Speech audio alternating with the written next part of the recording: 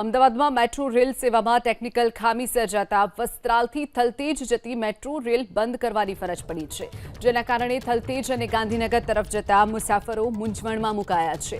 જો કે new કોર્ટથી વસ્ત્રાલના route પર મેટ્રો ટ્રેન નિર્ધારિત સમયે દોડશે। મેટ્રો રેલ ઓથોરિટીએ મેગાફોન માઇકથી આ જાહેરાત કરી છે। તો અમદાવાદમાં મેટ્રો રેલ સેવામાં ટેકનિકલ ખામીના કારણે અમુક સ્ટેશન પર બંધ કરવામાં આવી છે।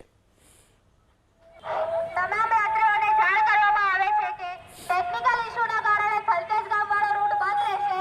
એપ્રિલ પાર્કથી વસ્ત્રાલ ગામ અને વસ્ત્રાલ ગામથી એપ્રિલ પાર્કવાળો રૂટ ચાલુ છે, તેથી તમામ યાત્રીઓને જાણ કરવામાં આવે છે કે પોતાનું પર્સનલ સાધન કરીને જઈ શકે છે।